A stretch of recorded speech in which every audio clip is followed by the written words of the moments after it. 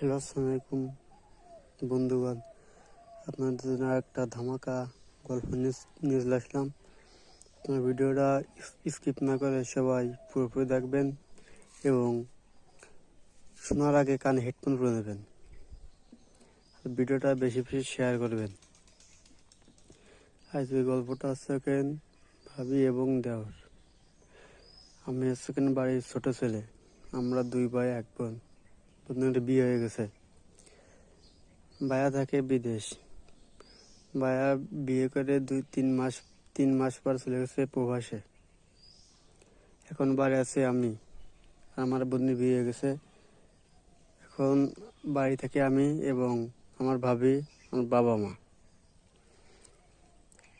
বিদেশ যাওয়ার 4 মাস পর ভাবি বাপের বাড়ি যায় আসে। আমি আগুনতে যাই এবং আমি আগুন নিয়ে আসি।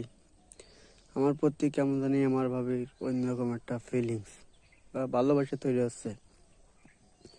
তো আমার ভাইয়ের সাথে কথা বলে সব কিছু, ভাইয়া কাজ করে, ভাইয়ের সাথে এরকম নতুন বিয়ে। এখন কি করবে, যেহেতু শারীরিক সমস্যা এগুলো ভুগছে, এর জন্য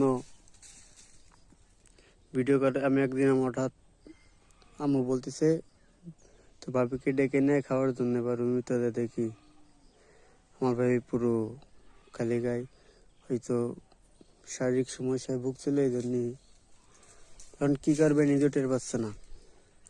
এখন আমি গেলাম, যাওয়ার সাথে তাড়াতাড়ি হুমকে সব গায়ে জামা কাপড় পরতেছিল, সেভাবে ডাকে নিয়ে আসলাম। বাসায় করে বলিনি, আমি কিছু করি নাই। তারপর পরের দিন গেল শুক্রবার, ওই দিনকে আমার কলেজ ছিল না। শুক্রবার আমি বাড়ি বসে গেম খেলতেছিলাম। ওখানে আম্মু গেছে নড়াইল গেছে আম্মু, আম্মু গেছে শহরে পার। তারপর আমি একা বাড়ি। এবার আমি কি করব, আমাকে এবার আমি গেম খেলতেছি, এবার আমাকে ডাক দিল আমার ভাবি, অমুকটা মাল রাইখে আছে, তুমি একটু নিয়ে আসো। মানে 1 গ্লাস পানি খাইতে চাইছে আমাদের। বাসায় কেউ নেই। এবার ভাবির রুমের থেকে আমার একটা চিৎকার এলো। এবার আমিও দৌড়ে গেলাম, দেখি রুমের ভিতরে কেউ নেই। এবার হঠাৎ ভাবির দরজার সাইডে পালিয়েছিল। এবার দরজা আটকে দিচ্ছে। দরজা আটকে দিয়ে আমি করছি, ভাবি তুমি কি করছো, তো সমস্যা হবে তো?